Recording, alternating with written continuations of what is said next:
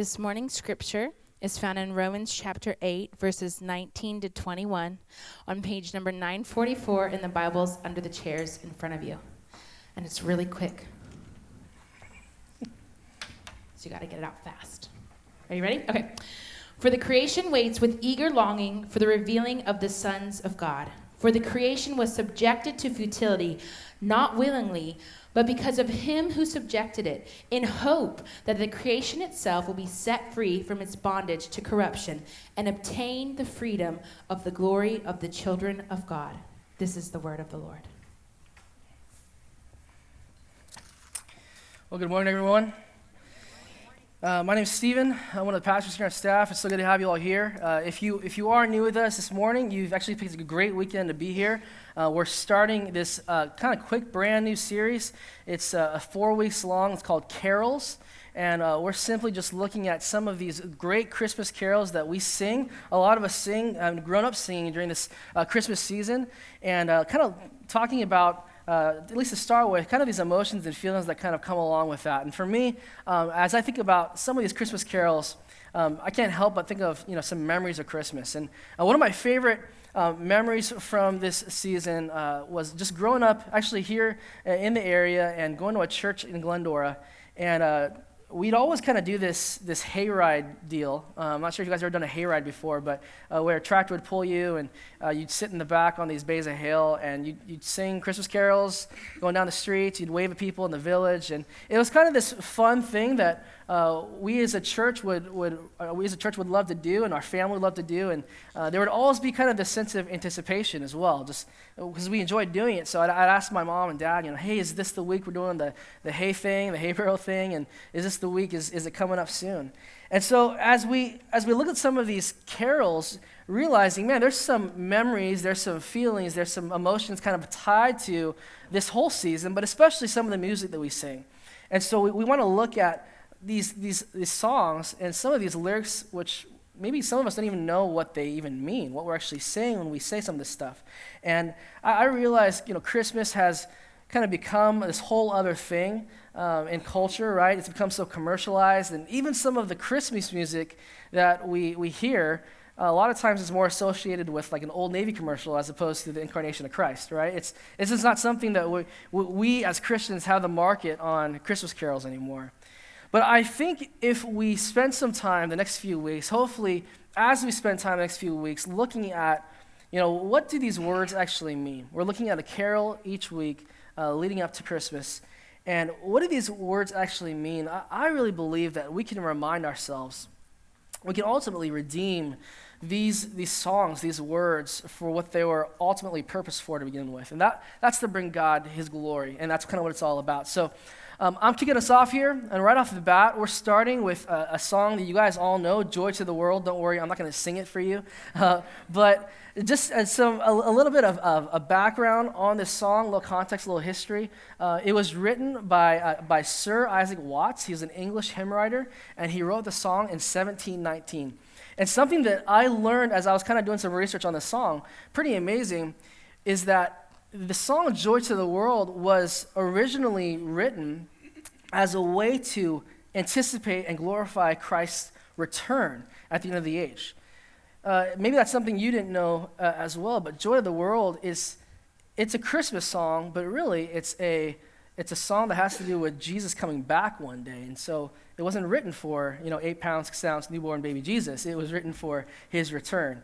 And I alluded to this before, but that's kind of where I want to start with us today. There's not a lot of notes, but if you guys take notes, go ahead and write down this one word, anticipation. And it's a word that we're going to kind of circle around quite a bit this morning, because it's important that we have the right type of anticipation, because if you do, then it reframes Joy to the World, some of these songs we're going to be looking at, but also it reframes how we see Christmas and what we ought to be anticipating. You see, I think most of us do a pretty decent job of anticipation. In a lot of ways, this whole fall season is about anticipating, right? So you got one holiday after the next. You're anticipating people coming over. You're anticipating having these parties or these events or these things you have to be at, maybe for the kids' schedule. Let me just share two quick stories, quick examples of how anticipations kind of worked out in my life over the past few weeks. So first of all, the first story, like many of you, I celebrated Thanksgiving this past week with my family. We had a great time. Thanksgiving is one of my favorite holidays, also known as National Binge Eating and Nap Day. And it's a fun thing. And for many of us, we spend kind of the whole week getting ready for Thursday. Right? That's kind of what we anticipate. We prepare ourselves. And so there's grocery shopping, and there's food preparation, and there's cleaning to be done. There's stuffing the turkey. There's getting specific casseroles ready or whatever. Or maybe your job is to clean the bathroom, right, finally, or clean the backyard, or get the house ready to have guests over. Or maybe it's simply just to watch the kids while all this crazy stuff is happening. And there's all this preparation happening, all this preparation that goes into getting ready for a day like Thanksgiving. All because we're preparing ourselves for this big day of family, of friends, of eating, of football, and it's something we all enjoy.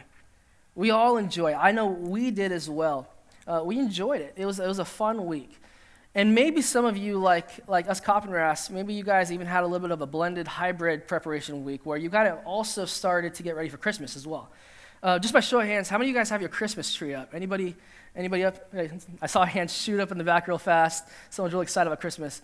Yeah, so we kind of do that too. I mean, we prepare ourselves and try to get as much as we can out of this holiday as well, kind of decorations, or maybe you pull out certain candles that you only pull out during this certain time of the year, whatever that may be like for you. So we decorated our tree. We pulled out Elf, right, and watched it for the 50th time. And these are kind of the things that we do to prepare ourselves for the holiday because we want to enjoy the day. And so we enjoy Thanksgiving. So that's the first scenario. All right, getting ready for Thanksgiving. Here's another one for your consideration. It ends a little differently. So 2 weeks ago, my family and I, just kind of a normal day. I was at work, but I came home from work and I just wasn't feeling great. So I had a little bit of a headache. I was kind of tired. I was a little bit grumpy, which you've asked my wife. That's probably a normal thing. But I just came honestly. It was just one of those draining days, and I know we've all kind of been there. We've all had days where you just kind of want to go home and sit, and it's kind of a different type of anticipation, right? It's more of an expectation. So you are longing, you're pining for a nap, right? You just want to go and lay down, and I felt that way this particular day, and before jumping in with the kids and the family, I just wanted to sit down. But life is life, and so I get home, and even though I'm feeling this way, to no fault of my wife whatsoever, I step in the door, and I am needed immediately, right? So nothing terrible, it's just, hey, I need your help right now. And so my wife has the kids in the bathtub. She needs a hand in there, so I throw my stuff down. I drag my feet into the bathroom, and I sit down. I'm trying to help out, but I don't feel good. I'm not feeling great, and I'm kind of complaining or whatever. And literally not but 10 seconds after I sit down to help with this bathtub routine, my 2-year-old daughter, she's almost 2, her name is Penny, she's going to love that I share this story one day, by the way. My 2-year-old just decides that she's going to poop in the bathtub. So this has never happened before. I'm not really sure what protocol is, how one cleans up that, but and she's sitting there with my son Owen and all of our bath toys, because we have to have the whole Toys R Us story in the bathtub with us, right? All the stuff's in here and all the cleaning supplies and all that stuff. And it's not like she says, hey, Dad, I'm going to, just to give you a heads. No, she just does it, right? She just goes about her business. And, she's 2, so that's what 2-year-olds do, right? Well, maybe not your 2-year-old, but my 2-year-old poops in the bathtub. So this is the first time it's ever happened. I don't know what to do, and I'm just kind of okay, everyone stand up, and just stand there. No, get out of the bathtub, stop dripping, 1 foot, just stand on 1 foot, and I don't know what to do, so I'm kind of trying to grab her and clean up all her toys and put it in this bucket, and I'm trying to clean this stuff up. And again, just as a reminder, I'm not feeling very well, right, going into this, and so I'm doing my best, right? I got my eye on the ball. I'm in this task-driven little thing here, and I'm trying to get this done, clean everything up. So I'm at the sink in our kitchen, and I got the bath toys and cleaning them and stuff, and I'm not feeling great, right? But I'm trying to keep focused on this task. My daughter, she runs around. She's clean by now. She's like, "Daddy, are you okay?" And I'm like, "I don't know." And I'm like cleaning, and so just for a minute, I kind of realize what I'm doing. I think my subconscious kicks in, and I have this moment where it's a little bit of an out-of-body experience, and I realize like I'm cleaning human poop right now, and I just immediately start throwing up, like. It's just like a total just reaction. It just kicks in, and I realize what's happening. And so, as we kind of jump back into this idea of anticipation, two different scenarios. They kind of end differently, obviously. Two different outcomes. The first one, I loved, right? It ends with me having delicious green bean casserole and turkey in my belly and feeling all warm and fuzzy and Christmassy.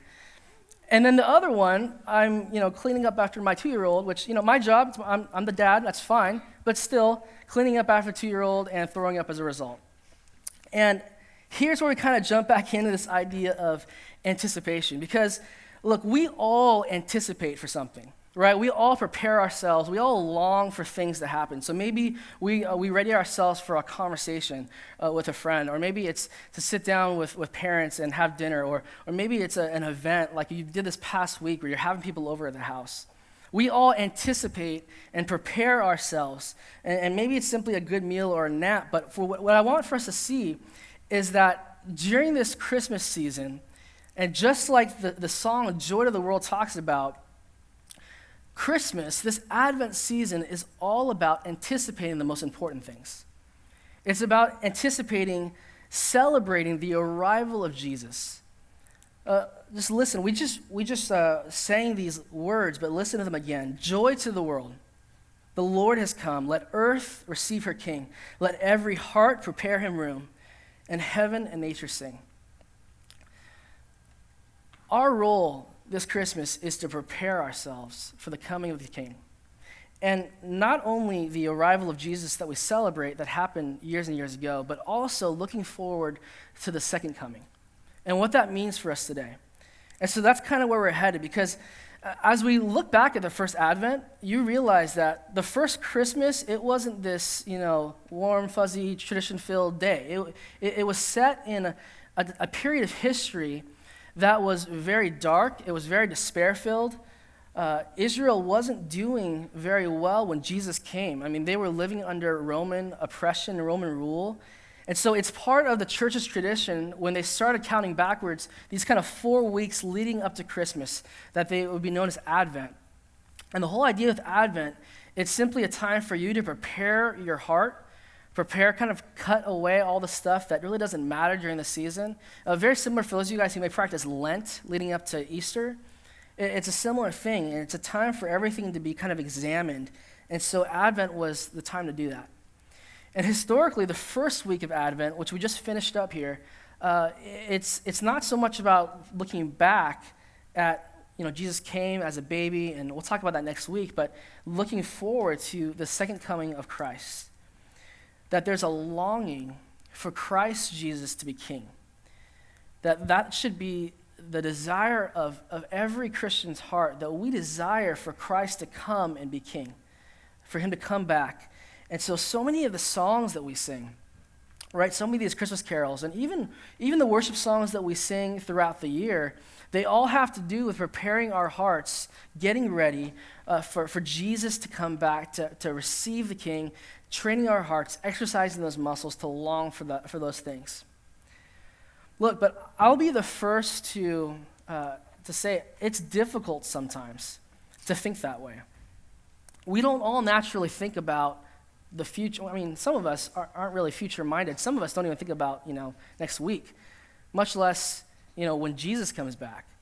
And so it's kind of this kind of hard, abstract thing for us to think about. And it's difficult also because I really believe since we live here in America, since we're here sitting in nice chairs in Glendora on a Sunday morning, man, we don't have it too bad. And because we don't have it too bad, it's kind of hard to long for things to be different. And I'll be the first to admit that, man, just simply by being Americans, we're not only within the top % of this world, but we're in the top % of human history, of how good we have it. And I realize there are people that are struggling right now, and I'm not talking about that, but I'm just saying for the most part, it's difficult to anticipate Christ coming because of how good we have it. I have to say, last week, if you were here last week, I was pretty impressed by Pastor Chris and his vast knowledge of social media and hashtags especially. If you guys were here, he talked a little bit about that. In case you guys didn't know, we have a pretty hip pastor, right? If you guys are ever wondering about that, just look at his shoes. He always has really cool shoes. But Chris talked about hashtags last week a little bit, and if you guys don't know what hashtags are, just ask someone younger than you, I guess. But one of these hashtags that I see every once in a while that makes me chuckle is this hashtag, first world problems. Okay, it kind of gives you an idea of the issues that we had to deal with. So just check this out. I went to go babysit for an hour, and the kids didn't know what their own Wi-Fi password was. You kidding me? Hashtag first world problems. I mean, that's rough, right? I've been there, man. You don't know your Wi-Fi password? What is wrong with you? I have to sit here and talk to you, right? Or maybe the next one. My iPad Air doesn't warm up my lap as much as my MacBook Pro. Hashtag first world problems. I mean, that's a real issue, guys. That's serious. I enjoy food quite a bit, and so let's see this next one. I don't have enough chips for my dip, but if I open up another packet of chips, I won't have enough dip for my chips. Hashtag first world problem. Hey, don't laugh. This is an epidemic, okay? This is a problem we're all dealing with. And you kind of see, this is the kind of stuff that some of us deal with on a regular basis. We don't have it too difficult. We don't have it too hard. A lot of times the problems we deal with are pretty minuscule when it comes to the grand scope of the world's issues. And so for us as Christians, it can prove to be tricky sometimes for us to anticipate and look forward to and long for Christ's return when life is pretty good. One more example. A guy named Jonathan Acuff, he came out with a book a few years ago called Stuff Christians Like. And maybe you guys have heard of this book before. It's based on a blog he had. It's an amusing read. It might offend some of you, so don't go out and necessarily just buy it. But he has this chapter title, and it speaks to this well. It says, Stuff Christians Like, ranking honeymoon sex slightly higher than the second coming of Christ. So let me just read this to you. I know deep down there's a part of you thinking, I'm going to be so mad at Jesus if he comes back before I get to have sex. That's a fair thought. It's all pretty amazing. But bear in mind what you and I are also saying is that the return of the Messiah is slightly less awesome than sex. I mean, these are the issues we're dealing with, right? These are the things we think about. And look, it's hard for us to think about and anticipate Christ's return. We have to first recognize that even though many of us spent a very nice dinner together on Thursday night, we enjoyed the time with our families. We enjoyed the holiday season. Even though most of us did that, we have to recognize that the world is in bondage, that the world is a fallen place, that it's wrought with sin and death and corruption, and there's a lot of things that aren't right with the world. And we need Christ more than ever. And so Israel, going back to kind of this example we see throughout Israelite history, Israel knew that. They needed their Messiah more than ever. And they had these hopes. They had these prophecies that they hung everything on. And they said, man, come set things right, Lord. God, come quickly, because Israel was keenly aware that they were, in fact, in a type of bondage. Even though that they had their own land, they were under Roman rule. They were under Roman oppression. And so they even had these kind of puppet Jewish kings, King Herod, who was there, but he had this temple, but it wasn't a legitimate place to worship. It wasn't a place that they could call their own. And so the Jews knew, man, things just aren't quite right. They're not quite as they should be. And beyond all that, Israel, for all of their history, had been nourished on these promises, these prophecies, these statements that one day this would all end, oppression would be taken away, that they living under the thumb of pagan rulers and corrupt kings would no longer be the case. And so they would look forward to these statements, these things that the prophets would say, because that one day would be the day that the kingdom would be restored. And just for a minute, if you guys haven't heard these before, just for a minute, sit and listen to some of these Old Testament prophecies about the Messiah. And this is kind of how the Jew would have heard All of these things that have been on the lookout. Genesis 12:3. The Messiah will come from the line of Abraham. Isaiah 7:14. The Messiah's mother will be a virgin. Micah 5:2. The Messiah will be born into the town of Bethlehem. Genesis 49:10. The Messiah will be a member of the tribe of Judah. Jeremiah 23:5. The Messiah will be from the lineage of King David. Jeremiah 31:15. The Messiah's birth will be accompanied by great suffering and sorrow. And then Isaiah 53:10 through 11.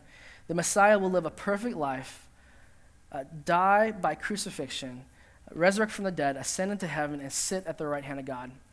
And so these are all these prophecies that for a young Jewish kid, they would have grown up hearing this stuff.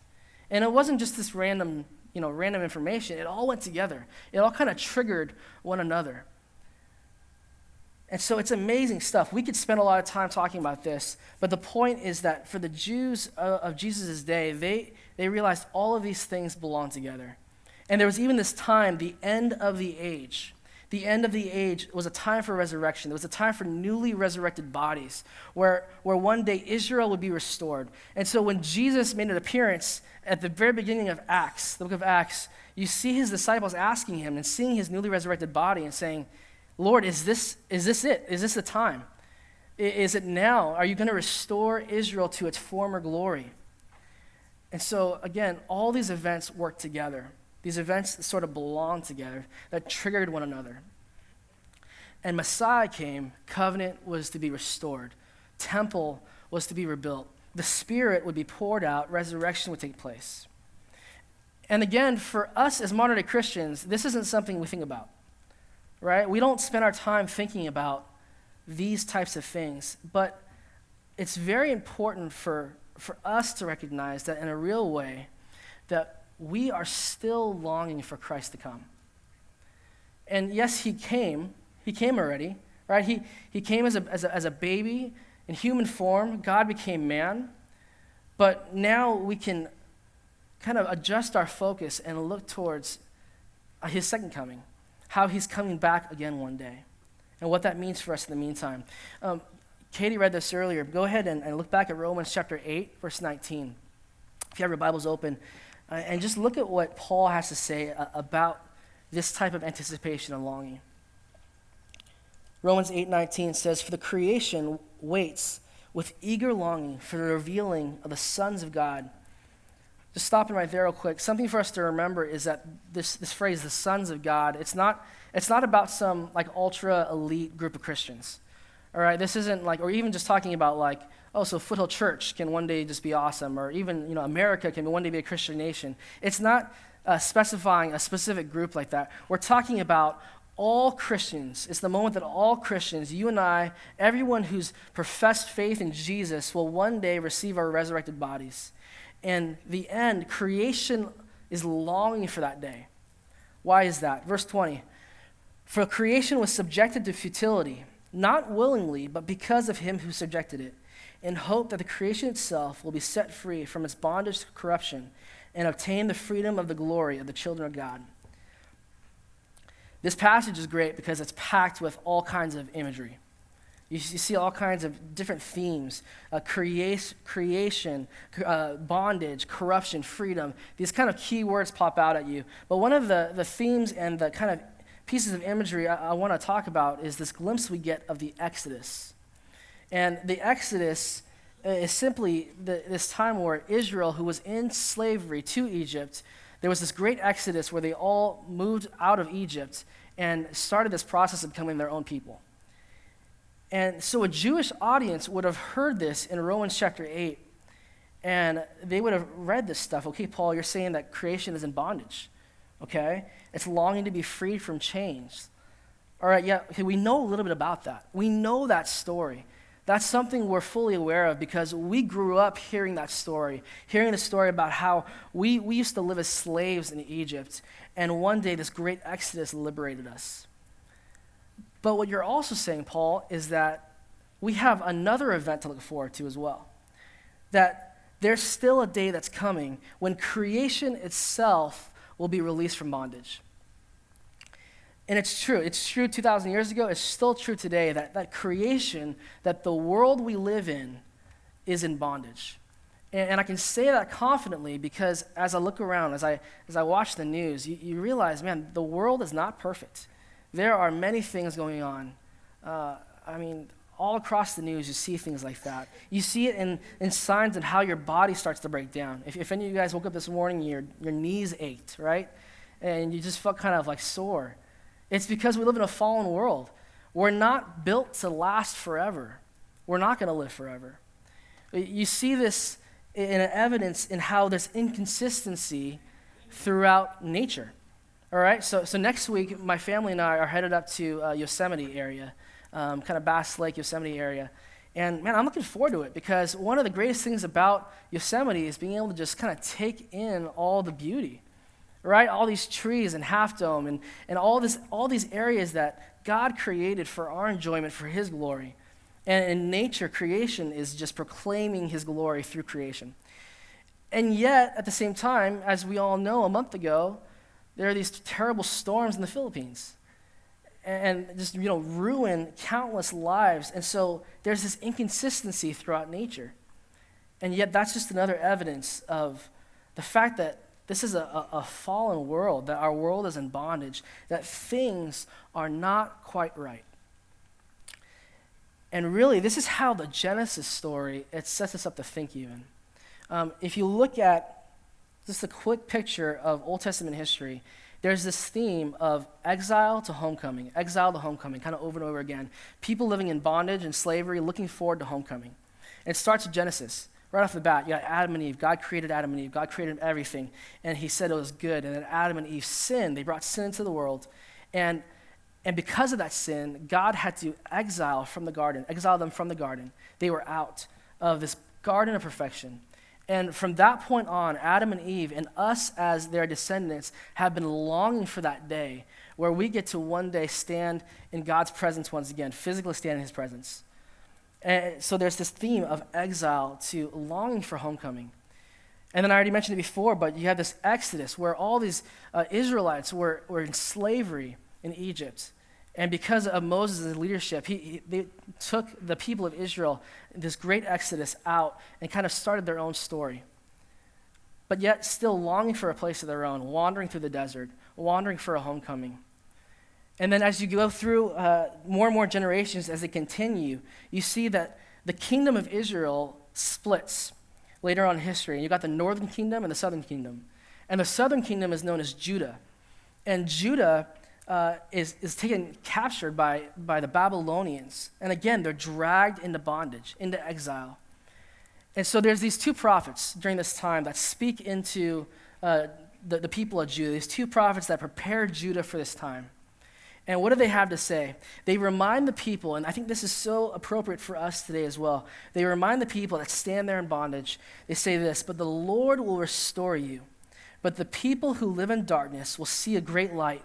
There will be one, a child will be born, and His kingdom will have no end. He will be the ruler." And so if you look at these stories through the Old Testament, realizing, man, our story today here as modern Christians, it fits in very easily. We, in a way as well, we live in sin. We live in this world that is in bondage, and yet we're looking forward to homecoming. And this is what Paul's talking about in Romans 8. And just listen to this again. "For creation was subjected to futility, not willingly, but because of Him who subjected it, in hope that the creation itself will be set free from its bondage. That all of creation longs and hopes for the Creator God to come and be king and to set the world right." In Psalm 97, the psalmist David, he writes to who God is. And just listen to this. Psalm 97 says this, "The Lord reigns, let the earth rejoice, let the many coastlands be glad. Clouds and thick darkness are all around Him.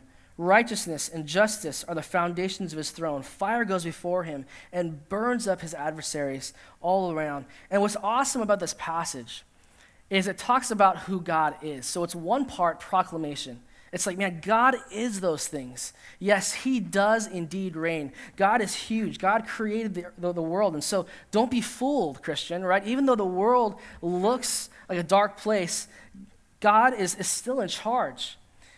And even though we are living in bondage, we can still sing that truth, that he is still king over the earth. So it's one part proclamation, but it's also one part petition. It's saying, yes, it's true, God, you are king, but on the other hand, continue to be king. Be king over my life.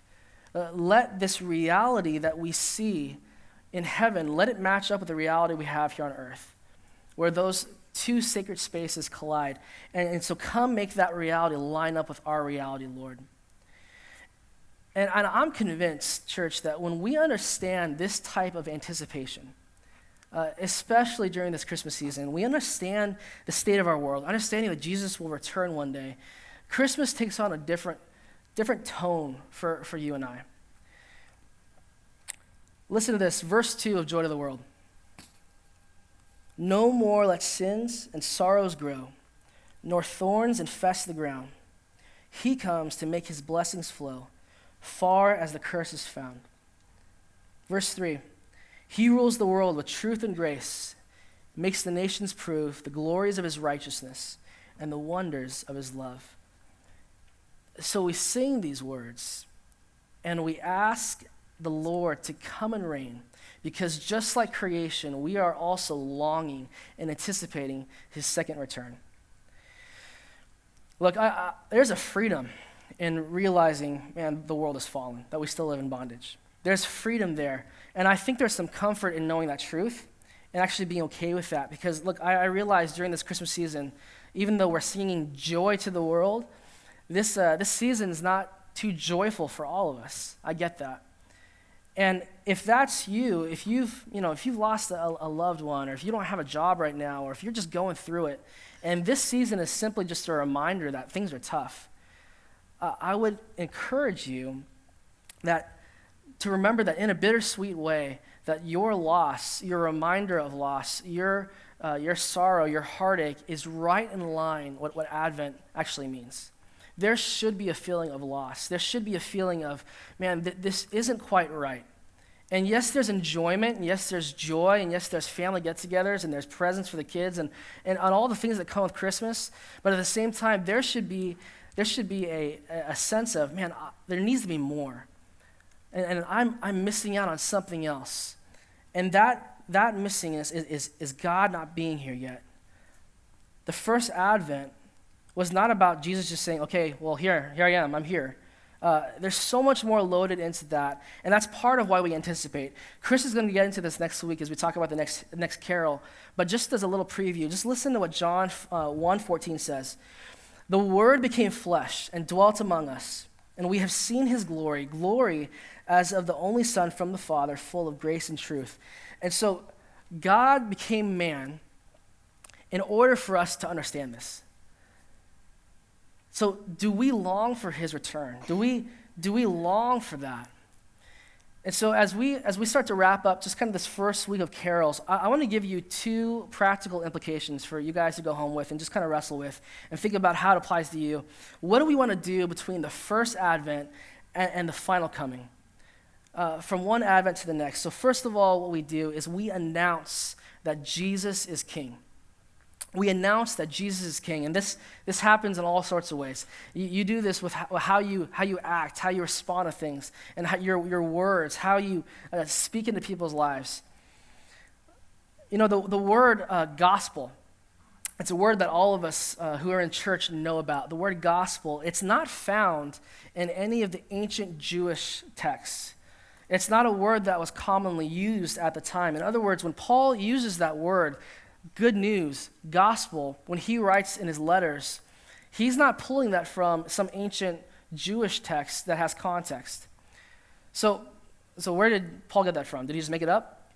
No, he actually got it from Caesar, because Caesar, as the guy in charge, he put it on all of the Roman coins. And so you would see that word, euangelion, good news, gospel, and it was the whole context underneath it. It would say, good news, Caesar is king. there's peace, there's freedom for all, there's justice because Caesar is king. And so you couldn't go to the marketplace, you couldn't have any kind of transaction without using these coins and just being reminded right on that coin, good news, Caesar is king. And so Paul takes this very culturally well understood idea of this word gospel, and he says, look, I'm going to redeem this for truth. Realizing, man, Caesar is a lie. I'll tell you who's king. Jesus is king. And the really good news is that there actually will be freedom and justice and peace when he comes back. And that is the good news. And so sometimes at church we throw words like that around a little bit, and gospel-centered this or being changed by the gospel, and that's all true. But we have to also remember that that word, gospel, it has roots in a kind of a royal declare, a royal anticipation, announcement that Jesus is king. And so part of our job is that we would announce that to people, that we would say that Jesus is king to people. So anytime we do anything worthwhile, we're announcing the gospel. Jesus is king. Have something to eat. Jesus is king. Have a bottle of water. Jesus is king. Hey, let me just do this practical thing by wrapping presents at Barnes & Noble, this small thing. But I do this because I understand, there's an understanding that Jesus is king, and my actions speak loudly. And so part of that is announcing that truth, that gospel. So that's number one. Secondly, what we do during the season is we anticipate. We anticipate it. And that's kind of been the whole theme this morning. But we live our lives in such a way that we anticipate Christ coming. And so this fundamentally changed the disciples' lives. This fundamentally changed Paul's life. I mean, think about the disciples. The disciples, they had jobs. They had kind of, life going. They had kids. They had families. And when they met Jesus, their career path changed quite a bit. Their entire life changed. Paul, he didn't just talk about it or write about it. It changed the way that he fundamentally did life. And so as we anticipate, understanding, man, Christ is coming one day, we don't just go to Mexico or to Skid Row or serve Stanton Elementary because it's cool or hip or whatever. We do this because when we serve the least of these, we are practicing a kind of expectancy and anticipation that says, hey, we're getting ready. We're getting ready. We're readying ourselves for God's return. Understanding, man, we live in this fallen world. We understand that, but we know the end game. We know that Jesus is king, and one day he will come back and show everyone that truth. And so we prepare ourselves in that way. Part of that is also just by being patient. We're patiently waiting for opportunities. James 5:7-8 says this, "Be patient, therefore, brothers, until the coming of the Lord. See how the farmer waits for the precious fruit of the earth, being patient about it until it receives the early and the late rains. You also be patient. Establish your hearts, for the coming of the Lord is at hand." Church, I want us to remember this Christmas that the royal appearing of the King is at hand, that Jesus is coming back, and so we patiently await his return, where one day we can actually say, man, the world will be set right. There will be freedom. There will be peace. This is the good news. There will be freedom and peace and justice for all. And so may we long this season for Jesus to be king. Let's bow our heads and pray to that end.